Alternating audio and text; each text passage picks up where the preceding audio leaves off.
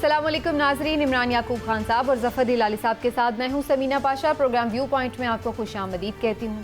नाज़रीन, हुकूमत के सामने पहाड़ जैसे चैलेंजेस हैं और उनसे निमटने के लिए फ़िलहाल हमें ऐसा दिखाई दे रहा है कि मुश्किलात बहुत ज़्यादा हैं और हुकूमत शायद उस तरह से निमटने में नाकाम नज़र आ रही है, क्योंकि हमें ये भी नज़र आ रहा है कि इमरान खान साहब अक्सर इस बात का गिला शिकवा करते दिखाई देते हैं कि वो उन्हें ब्लैकमेल किया जा रहा है, उन्हें माफियाज़ का सामना करना पड़ रहा है। और इसके साथ साथ जो दीगर कुदरती तौर पर चैलेंजेस हैं, जिसमें कोरोना भी शामिल है, जो ओवरऑल मईशत की सूरत हाल है, ये सब बातें भी अपनी जगह पर कायम व दायम हैं। ऐसी सूरत हाल में क्या हुकूमत के लिए 5 साल की टर्म पूरी करना मुमकिन होगा या नहीं? और फिर ख़ुद ऐसा तो नहीं कि इमरान खान साहब ब्लैकमेल ना हों, इस वजह से वो असम्बलियाँ तोड़ दें, जिसका इंडिया भी आज असद उमर साहब की जानिब से दिया गया है। तो सूरत हाल जा किस तरफ रही है? क्या वाकई फ्रस्ट्रेशन का लेवल इस हद तक है कि अब प्राइम मिनिस्टर साहब ख़ुद असम्बलियाँ तोड़ने का भी सोच सकते हैं? और क्या ऐसा भी हो सकता है कि ऐसी सूरत हाल ना जन्म ले और जिस तरह से मामला चल रहे हैं चलें, और फिर सिर्फ तनकीद ही तनकीद, और जिस तरह के हम ज़िमनी इंतखाबात में देख रहे हैं हार, वही PTI के हिस्से में आए? इसी हवाले से गुफ्तगू करेंगे आज सबसे पहले। और इमरान साहब, आपसे आगाज़ करते हुए, इमरान साहब, वज़ीर आज़म साहब को कौन कौन ब्लैकमेल कर रहा है वैसे? बिस्मिल्लाहिर्रहमानिर्रहीम। वज़ीर आज़म साहब को सबसे ज़्यादा ब्लैकमेल उनकी अपनी टीम कर रही है। अच्छा। परफॉर्म ना करके सबसे बड़ी उनकी रुकावट कौन सी है? वो है उनकी अपनी कारकर्दगी। वो ही उनकी रास्ते की सबसे बड़ी रुकावट है। अगर उनकी टीम की कारकर्दगी होती, अगर वो कुछ डिलीवर कर पाते, तो आज वज़ीर आज़म में इतनी फ्रस्ट्रेशन ना होती। अच्छा। मैं इस सारे मामले को दो तरह से देखता हूँ, दो पहलुओं से देखता हूँ। एक तो ये कि वज़ीर आज़म जो असद उमर ने कहा है, आप जो हमने कल के प्रोग्राम में वाकफा ने हाल भी बयान किया था, देखिए असद उमर असल में उसी बात को इंडोर्स कर रहे हैं कि वज़ीर आज़म ने अब फैसला कर लिया कि उन्होंने ब्लैकमेल नहीं होना। ये दो तरफ इशारे हैं। एक तो ये कि वो इत्तेहादियों को और जहांगीर तरीन ग्रुप को ये कह रहे हैं कि यार मैं तुम्हारी ब्लैकमेलिंग में नहीं आऊँगा, बच्चू बाज आ जाओ, नहीं तो मैं असम्बलियाँ तोड़ दूँगा। दूसरा, कुछ आपको पता है इतलात ऐसी हैं कि वो पहले भी कई दफ़ा मुस्ताफ़ी होने की धमकी दे चुके हैं। तो कुछ ताकतवरों को भी वो ये अल्टीमेटम दे रहे हैं कि मेरे पे और दबाव ना डालो, नहीं तो मैं असम्बलियाँ तोड़ दूंगा, मैं ज़्यादा दबाव में आने वाला नहीं हूँ। अच्छा। हाँ जी। तो आपको लगता है कि ये एक तो पहलू है ये। अब दूसरा पहलू क्या है? दूसरा पहलू ये है कि इमरान खान भी इनके साथ रह के सियासत सीख गए हैं। अच्छा। वो इस पे सियासत खेल रहे हैं, वो अगले इलेक्शन की तैयारी कर रहे हैं, वो अपना एक केस बना रहे हैं ताकि अगले इलेक्शन में वो ये केस बना के जाएं कि जनाब हम तो बहुत कुछ करना चाहते थे लेकिन मुझे करने ही कुछ नहीं दिया। कभी मेरी राह में अपोजिशन ने रोरेट का दिए, कभी मेरी राह में इत्तेहादी आ गए, कभी इस्टेब्लिशमेंट की तरफ से दबाव आ गया, तो मैं बेचारा मासूम निमाना क्या करता? मैं तो बड़ा मुखलिस था, मैं इस मुल्क में चीखता था, चिल्लाता था, कहता था मैं कुर्सी छोड़ दूंगा, लेकिन मुझे कुछ करने ही नहीं दिया। अच्छा। इसलिए वो ये अपना केस बिल्ड कर रहे हैं। लेकिन हिलाली साहब तो हमेशा ये खुद उन्हें सजेशन देते होते हैं कि अगर वो इतना डिप्रेस हैं और नहीं कुछ कर पा रहे तो वो खुद असम्बलियाँ डिसॉल्व करके आवाम को सामने बताएं कि क्या प्रॉब्लम्स हैं। क्यों हिलाली साहब, आपकी तजावीज़ पे गौर तो नहीं शुरू कर दिया कहीं प्राइम मिनिस्टर साहब ने? वैसे होना ऐसे चाहिए, मगर हमारे लीडर बेशुमार इमरान खान ऐसे चीज़ नहीं सोचता है। वो क्या पागल हो गया है कि अभी इस्तीफ़ा दे दे? उसको जब 2 साल और हैं और ये 2 साल में अगर कुछ कारकर्दगी कर जाए तो फिर शायद री इलेक्ट भी होने का इम्कान है। तो क्या ये मौका छोड़ दें? मेरे ख़्याल में ये सब धमकियाँ हैं, ये ऐसी चीज़ें नहीं करेगा। मगर यस, अगर वाकई वो सिंसियरली बिलीव करता है कि वो नहीं काम कर सकता and he can make no difference, तो फिर लाजमी है उसको इस्तीफ़ा देना चाहिए। ये जो कहते हैं मैं तोड़ दूंगा, क्या तोड़ेगा? असेंबली तोड़ेगा ना। तो आप अगर नहीं कर सकते हैं तो शायद असेंबली को क्यों तोड़ना चाहते हैं? आप चले जाएं खुद इस्तीफ़ा दे के। तो मेरे ख्याल में ये सब बकवास है, ये कोई इस्तीफ़ा नहीं देने वाले हैं। अगर उस वक्त देंगे जब इनको पता है कि सुसाइड कि कोई मारने आ रहा है, तो कह रहे हैं कि भाई अगर मारने आना बेहतर ये है कि मैं सुसाइड, माने कि आपको अगर डिसमिसल का नोटिस आ रहा है तो बेहतर नहीं है कि आप इस्तीफा दे के हट जाएं। बार बार आप कह सकते हैं फॉरएवर कि मैंने क्या खबरें हैं लाल साहब, कोई आ रहा ही नहीं है ऐसा नोटिस डिसमिसल का? आ रहा है आजकल कोई पैगाम? نہیں نوٹس تو ڈسمسل کا نہیں آ رہا ہے، مگر 40 لاکھ کوئی اور کھڑا ہو جائے 40 بندوں کے ساتھ اور وہ ایک اور معاملہ شروع ہو جائے تو یہ کب تک چلے گا؟ تو پھر ہاں پھر اس قسم کا notice without actually being a notice اس قسم کا خبر آ جاتا ہے تو پھر آدمی کو سوچنا چاہیے. دیکھیے میں آپ کو بتاتا ہوں آبسٹیکلز کیا ہیں، رکاوٹیں کیا ہیں پاکستان میں. پہلے رکاوٹ ہیں ان کی اپنی گریڈ ہمارے لیڈرز کی، ان کا کرمنل ڈسپوزیشن، یہ چور، ان کی چوری اور ان کی گریڈ، ان کی انکمپٹنس، ان کا اگنورنس، یہ ہیں ایکچوئل مین آبسٹیکلز. اور کوئی آبسٹیکلز اتنے بڑے نہیں ہیں جتنا یہ ہے. ہاں اس کے بعد میں کہہ سکتا ہوں کہ ڈیفیکٹس ہیں ہمارے سسٹم میں. یہ ویسٹرن پارلیمنٹری سسٹم چل نہیں رہا ہے، نہ کبھی چلا ہے آؤٹ سائڈ برٹن اور یورپ. کدھر چلا ہے یہ؟ آپ مجھے بتائیں، انڈیا، پاکستان، سری لنکا، بنگلہ دیش، کدھر چلا ہے یہ؟ انڈیا میں چلا ہے؟ یہ آپ دیکھ رہے ہیں جو تباہی ہو رہی ہے اس لیے کہ ایک چور کو اور جھوٹے کو اور فیشسٹ کو اور بگٹ کو الیکٹ کیا ہے. آپ دیکھ رہے ہیں انڈیا مر رہا ہے. لوئل اپوزیشن کی بات کر رہے ہیں، آپ نے کبھی سنا ہے لوئل اپوزیشن؟ جو آپ کا دشمن ہوتا ہے، سیاسی دشمن، وہ تو آپ کا دشمن ہوتا ہے. سیاسی مخالف آپ کا دشمن ہوتا ہے. آپ کہتے ہیں کہ یہ میرا دشمن نہیں ہے مگر ایکچولی وہ آپ کا دشمن ہے. جب موقع ملے وہ آپ کو چوری ڈال دے گا آپ کے پیٹھ میں. آپ کمپیئر کریں، بس سب چیز اور چھوڑ جائیں. میں تو کہتا ہوں، بار بار کہتا ہوں کہ آپ اپنے آپ کو کمپیئر کریں. 1948 میں ہندوستان، انڈیا، پاکستان 30 سال چین سے آگے تھے، 30 سال چین سے آگے تھے، اور آج 50 سال چین سے پیچھے ہیں. کیوں؟ یہ سسٹم نہیں چلتا ہے. It's not suited to you. نہ دیکھیے پلیز، سو انڈرسٹینڈ، یہ سسٹمک راٹ ہے، ٹھیک ہے، مگر کیریکٹر ڈیفیشنسیز جو ہے وہ بہت بڑے ہیں. صحیح ہے. اب ہلالی صاحب نے تو ایک نیا ہی معاملہ کھول دیا ہے اور وہ یہ کہہ رہے ہیں کہ یہ سارا پرابلم اصل میں سسٹم کا ہے. یہ پارلیمنٹری فارم آف گورنمنٹ جو ہے یہ یہاں پہ ڈیلیوری نہیں کرتا، اور کیریکٹر کا بھی، اور کیریکٹر کا بھی ہے. اصل ایشو ہے کیریکٹر کا. اچھا دیکھیں سسٹم انسانوں نے چلانا ہوتا ہے. اگر آپ کا کریکٹر ٹھیک ہو، آپ واقعی کچھ کرنا چاہتے ہو، تو پھر آپ دنیا میں آپ دیکھیں بڑے بڑے ڈکٹیٹر بھی رہے ہیں جو ڈکٹیٹر ہونے کے باوجود انہوں نے بڑا پرفارم کیا اور انہوں نے انقلاب لے آئے اپنے اپنے ملک میں. اسی طرح سے جو بھی دنیا میں کسی بھی قوم کو لیڈر ملا ہے، مجھے بتائیں قائد اعظم مل گئے تھے تو پاکستان بن گیا تھا. پورا ایک سسٹم ان کے پاس تو نہیں تھا. سسٹم کی بات نہیں ہے، بات اس کیریکٹر کی ہے کہ آپ کس قوم کو لیڈر کون سا ملا ہے جو لیڈر جو پرفارم کس طرح سے کر رہا ہے. واپس coming back to over issue, Tehreek Insaf کے ساتھ ایشو کیا ہے؟ یہ آئے تھے 100 دن میں تبدیلی کا دعویٰ لے کر. انہوں نے یہ کہا تھا کہ ہم جناب 3 سالوں میں وہ 100 دن دیکھیں اور یہ 3 سال کی کارکردگی دیکھیں. جو انہوں نے 100 دن کا کہا تھا 3 سال میں وہ کچھ کر نہیں سکے. جب وہ نہیں ہو سکا تو اس کا مطلب یہ نہیں ہے کہ آپ ہر وقت اس سسٹم کو برے کرتے رہے. بھئی آپ نے اگر کرنا تھا تو آپ پھر پہلے کہتے یہ بات کہ جناب اس سسٹم میں رہ کے تو ہم نہیں کر سکتے، یہ سسٹم ختم ہوگا تو ہم کریں گے، پہلے سسٹم کو چینج کریں. اس وقت تو آپ اسی سسٹم کے تحت منتخب ہو کر آئے. لیکن اگر اسی سسٹم میں ان کے پاس میجورٹی ایبسولوٹ ہوتی تو پھر آپ کے خیال سے کنوینینٹ ہوتا ہے؟ نہیں، یہ لیم ایکسکیوزز ہوتے ہیں. دیکھیں جی ہمارے پاس میجورٹی ہوتی، ہمارے پاس اپوزیشن اچھی ہوتی، ہماری اپوزیشن فرینڈلی ہوتی، یہ ہوتا وہ ہوتا. میں یہ بات یہ ہے کہ جب آپ نے کرنا ہے، ایک منٹ ہلالی صاحب، بات یہ ہے جب آپ نے کرنا ہے تو آپ یو ہیو ٹو پرفارم. آپ جس طرح سے بھی کریں آپ نے کرنا ہے.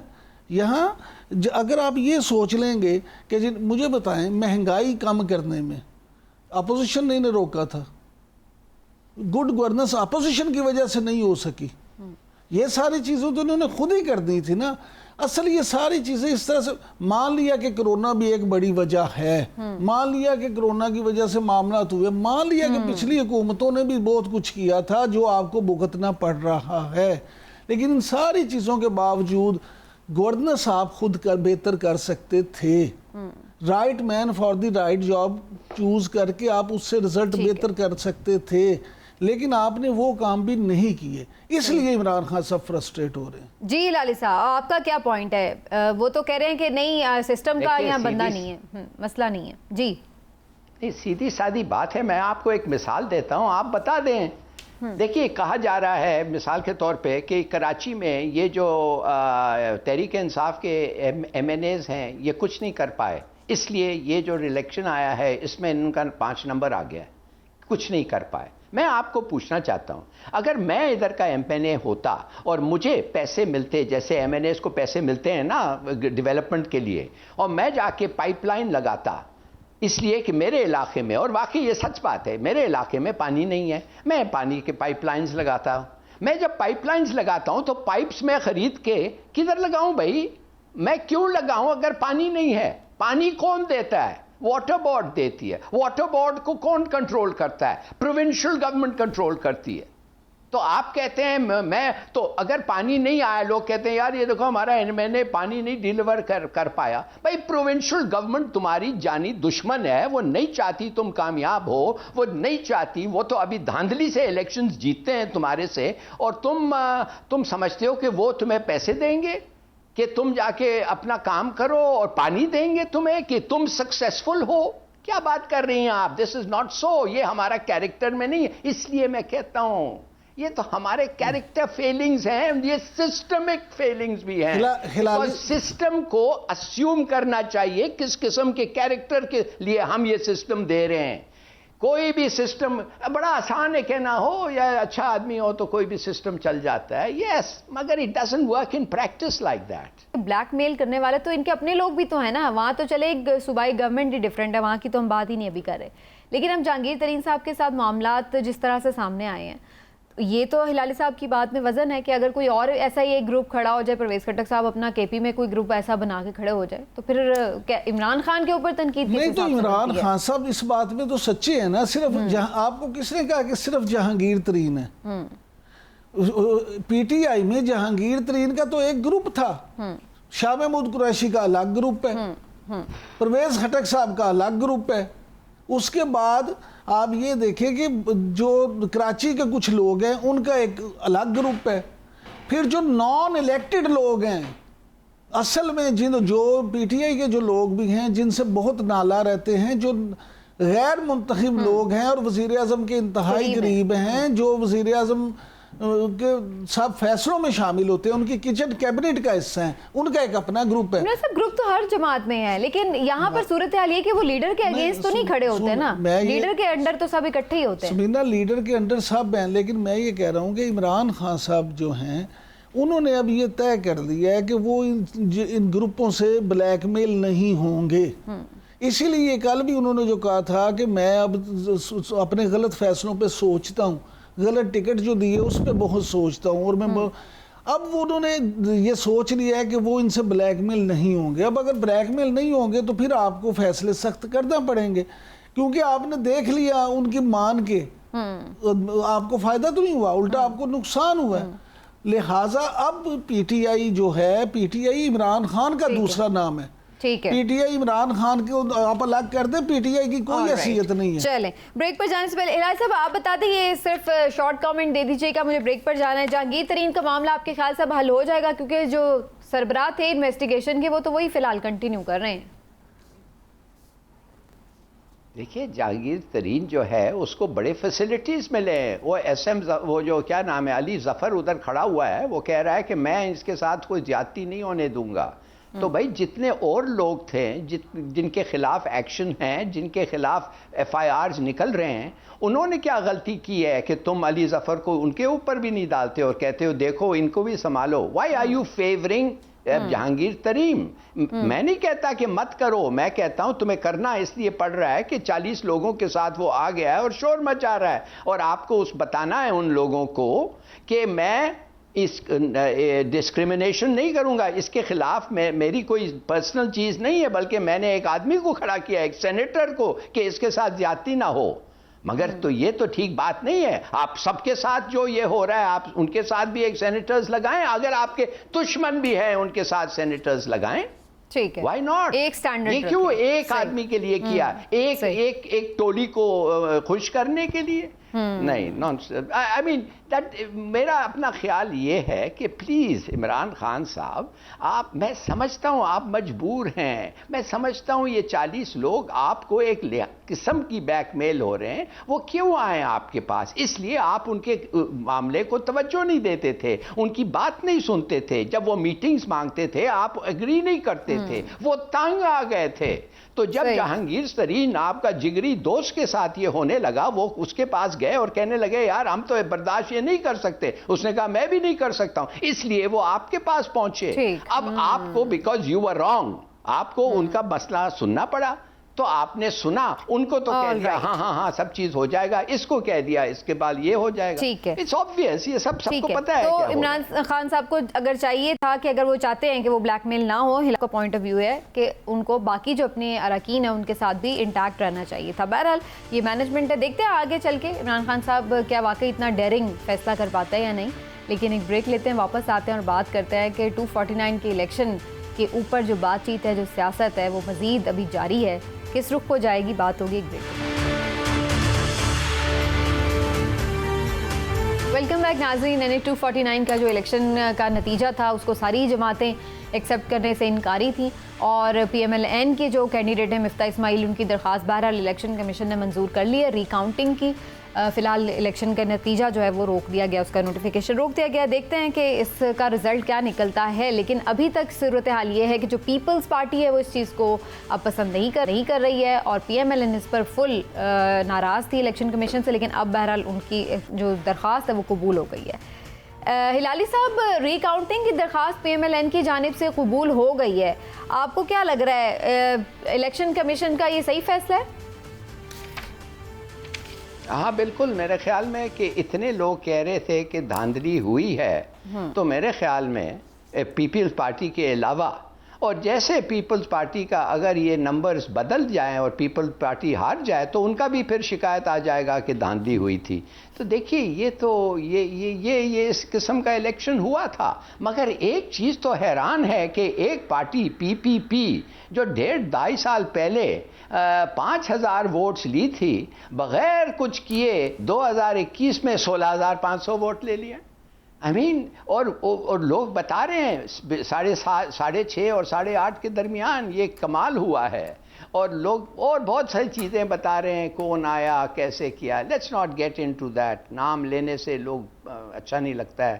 مگر ایک چیز میں کہوں گا ضرور کہ ہاں اچھی بات ہے کہ اتنی شکایت کے بعد سلیکشن کمیشن آف پاکستان نے ہاں کہہ دیا, یہ بڑی اچھی بات. لیکن سر وہ تو صرف ری کاؤنٹنگ ہی ہو رہی ہے, اس میں کوئی بہت زیادہ ایسا تو نہیں ہے کہ کچھ, اور صرف وہ بھی پی ایم ایل این کی درخواست پر.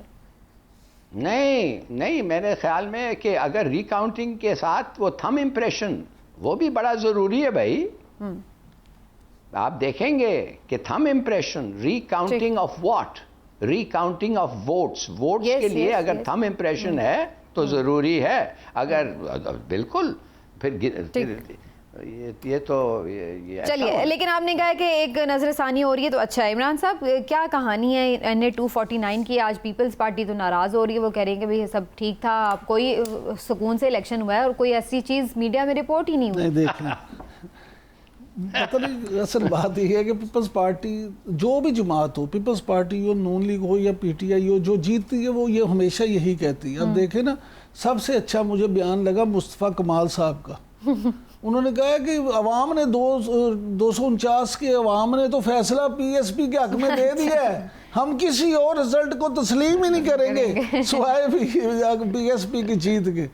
بات یہ, پارٹی لیڈر تو سب ایسی باتیں کرتے ہیں, لیکن جو بات ابھی ہلالی صاحب کر رہے تھے اور آپ کر رہی تھی, معاملہ یہ ہے اس سارے معاملے میں مسلم لیگ نون کا موقف کیا ہے. وہ کہتے ہیں یہ جناب ویسے تو اگر آپ کا مارجن 5% سے کم ہونا تو آئین اور قانون کے مطابق کی ری کاؤنٹنگ ہو جاتی ہے. اس میں کہتے ہیں ایک تو مارجن 5% سے کم ہے.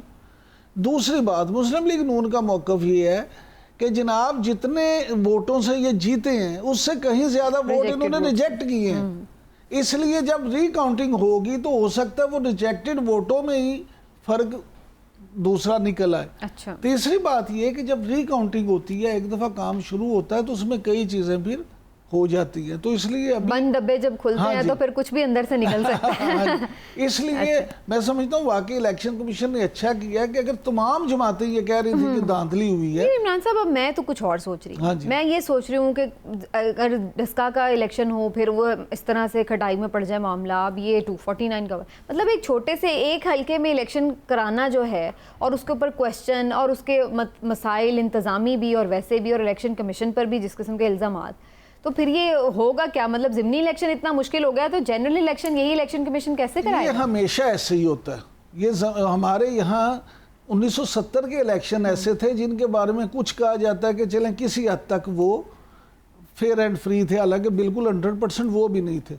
बाकी जितने इलेक्शंस हुए हैं, वो आम इंतखाबात हों या ज़िमनी इंतखाबात हों, सब पे इसी तरह से रिएक्शन आता है। तमाम जमातें जो हार जाती हैं वो यही बातें करती हैं। इलेक्शन कमीशन की जो बात है, अगर आपके यहाँ इस्लाहात नहीं होती, वज़ीर आज़म इमरान खान जो बार बार इस्लाहात की बात करते हैं, आज भी उनका ट्वीट हाँ जी, आया है और मैं उन्होंने बड़ा समझता हूँ डिटेल में बात की है। मैं समझता हूँ कि वज़ीर आज़म इमरान खान की ये अच्छी सोच और अच्छी डिमांड है कि तमाम सियासी जमातों को मिल के इलेक्शन इंतखाबात जो हैं उसकी इस्लाहात ज़रूर करनी चाहिए। लेकिन अगर आप नहीं करते तो फिर ये इलेक्शन कमीशन जो है वो इसी तरह से इलेक्शन करवाएगा और यही चीज़ें होंगी। जी लाल साहब। देखिए सीधी सादी बात यह है कि हमारे हिस्ट्री में, तारीख में एक ही ऑनेस्ट इलेक्शन हुआ है और वो था 1970 का। ठीक है ना? 1970 का इलेक्शन इसलिए ईमानदार था। आपको पता है क्यों वो ईमानदार इलेक्शन था? इसलिए जो इंचार्ज थे इलेक्शंस के, मेजर जनरल नवाबजादा शेर अली खान, उन्होंने जाके यहिया साहब को बता दिया था कि आप फिक्र ना करें, कोई ज़रूरत नहीं है कुछ चीज़ करने के लिए, इलेक्शन का रिज़ल्ट ऐसे आएगा कि जिसको आप प्राइम मिनिस्टर बनाना चाहें वो प्राइम मिनिस्टर बनेगा। अच्छा। इन अदर वर्ड्स, इतना फ्रैक्शस होगा, उनकी इंटेलिजेंस रिपोर्ट्स बता रही थी कि इतना फ्रैक्चर्ड होगा रिजल्ट कि कोई सा भी कोएलिशन मिलके जो ये चाहें as chief marshal law administrator Yahya साहब, वो उससे हो जाता। उन्होंने कहा इससे बेहतर क्या हो सकता, और आपने देखा बड़ा फेयर इलेक्शन हुआ जिसमें 2/3 मेजॉरिटी पीपीपी को मिल गई। जब वो हो गया तो फिर कहने लगे हाय हाय, मगर इट वॉज टू लेट।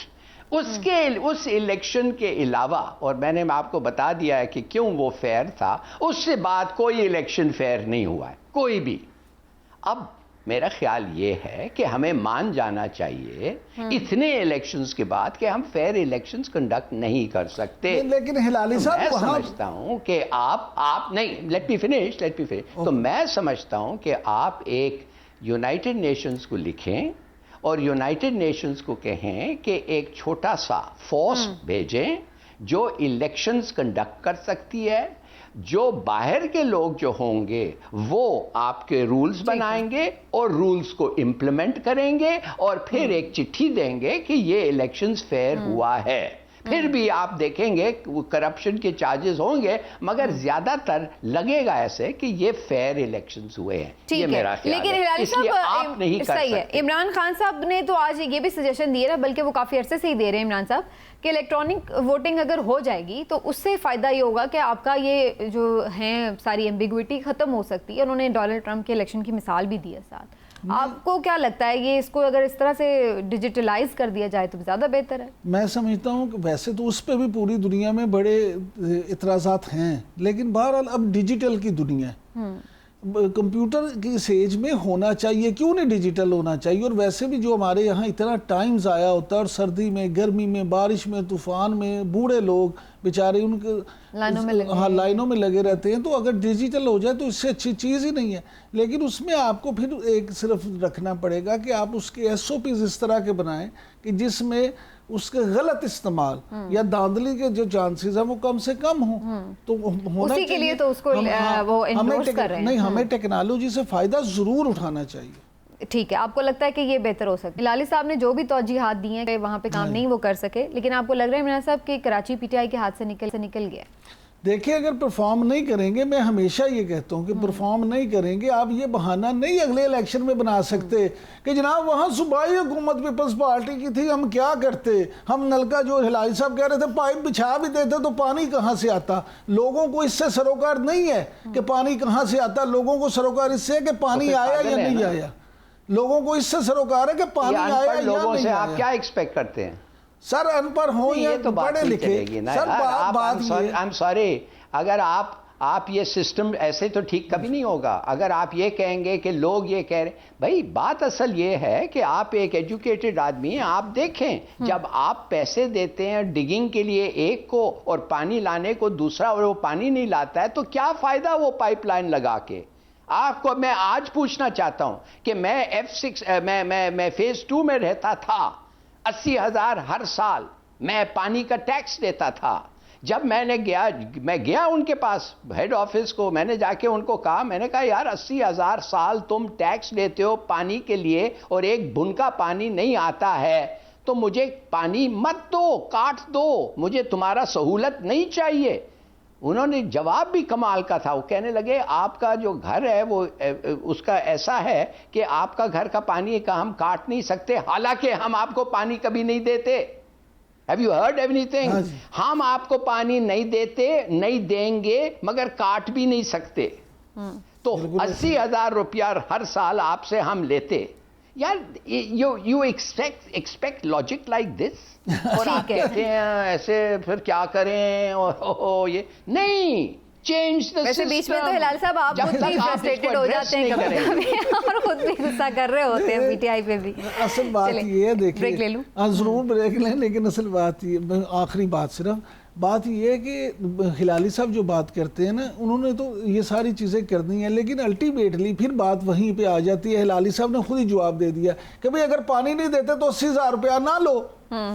ٹھیک ہے، اسی لیے سروکار تو ہلالی صاحب کا بھی یہی ہے نا کہ پانی آنا چاہیے، پیسے پھر ملیں گے۔ اسی طرح وہ کہتے ہیں پانی آنا چاہیے، میرے سے پائپس مت بچھاؤ، چلیں میرے سے پائپس مت بچھاؤ۔ ٹھیک ہے، چلیں جی دیکھتے ہیں یہ ساری جو سیاست ہے اور کس طرح سے پی ٹی آئی اپنا دوبارہ ہولڈ کچھ یہاں پر کراچی میں شو کر پاتی ہے نہیں۔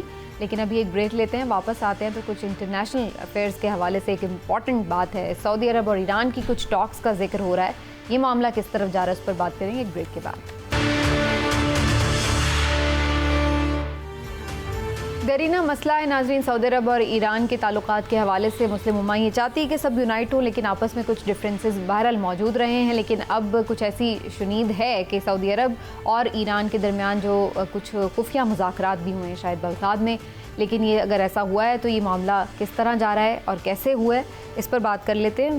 ذرا ہلالی صاحب کی طرف پہلے جاتے ہوئے، ہلالی صاحب یہ سٹیٹمنٹ آ رہا ہے سامنے سعودی عرب کا، جیسے آپ نے خود بھی سنا ابھی، آپ کو کیا لگ رہا ہے کیا صورتحال بہتر ہو سکتی ہے ایران اور سعودی عرب میں؟ ویسے میں نے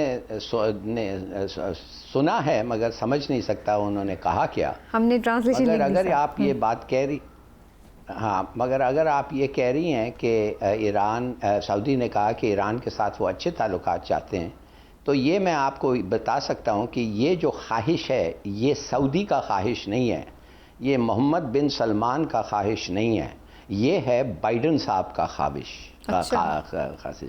یہ جو ہے بائیڈن صاحب پیوٹ کر رہے ہیں، اب یورپ اور مڈل ایسٹ سے ان کا نگاہ ہٹ رہا ہے، ان کا اٹینشن ہٹ رہا ہے۔ کیوں؟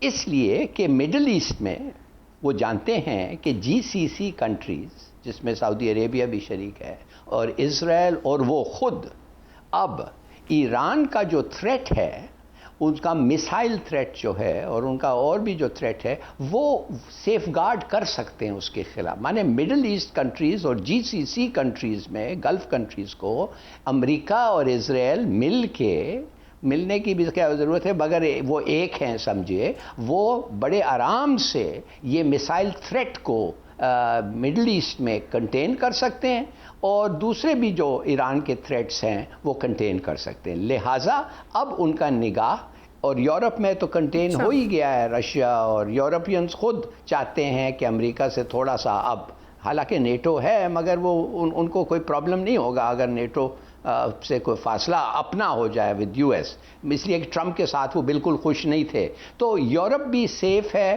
مڈل ایسٹ بھی سیف ہے، مگر اب جو نیا تھریٹ ہے وہ ہے انڈو پیسیفک. انڈو پیسیفک کے معنی ادھر ایک نیا منی نیٹو بنا ہے.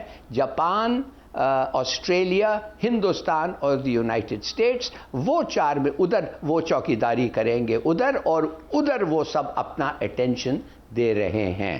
اب ان کے خلاف ایک اپوزنگ الائنس جو انشاءاللہ ہم چاہتے ہیں بنے، namely China, Russia, Pakistan, Iran, Turkey, ہم چاہتے ہیں، میں چاہتا ہوں ایز اے پاکستانی، مگر لگتا ہے ایسا ہے کہ اگر بھی ہم as a country, as a government کہتے ہیں کہ چاہتے ہیں، لگ نہیں رہا ہے کہ اس پہ کچھ خاص کام ہو رہا ہے.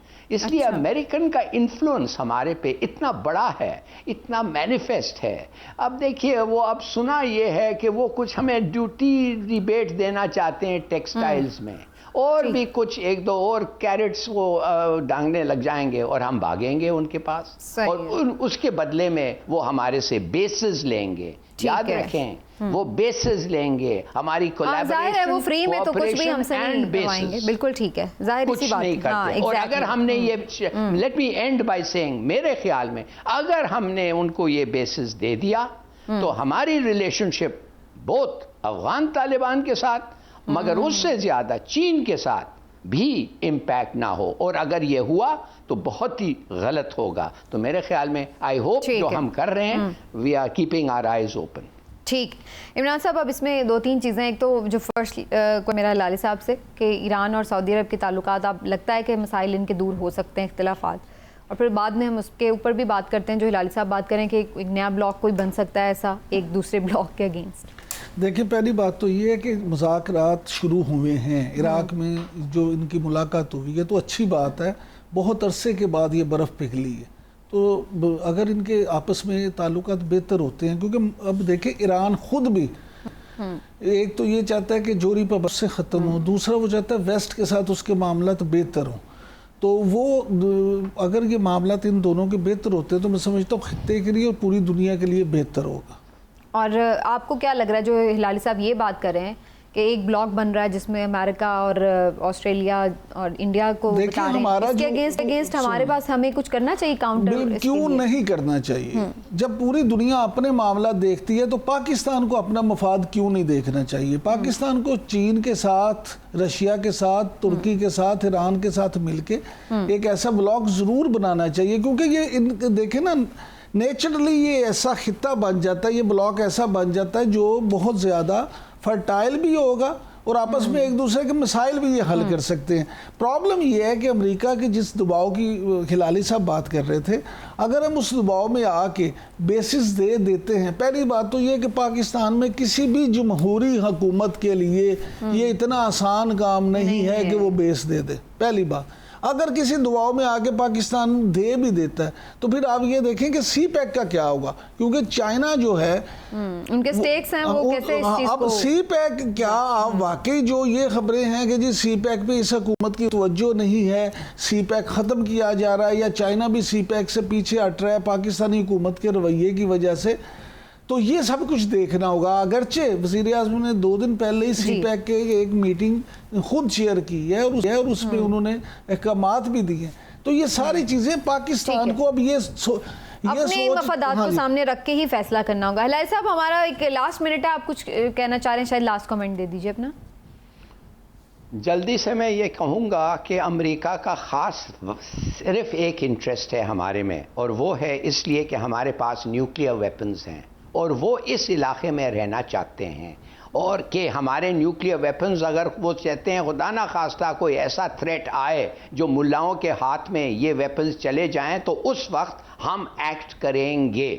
اب آپ کو میں ایک چیز بتانا چاہتا ہوں کہ نمبر 3 پارٹی کون سی تھی کراچی کے الیکشنز میں؟ TLP، ٹھیک ہے نا. یہ پارٹی جو ہے یہ بہت جلدی سے اوپر آئی ہے اور یہ سب لوگ نروس ہو رہے ہیں. مثال کے طور پہ اگر رضوی کے ہاتھ میں ہمارے ایسیٹس آ گئے تو آپ سمجھتے ہیں کہ لوگ کچھ نہیں کریں گے؟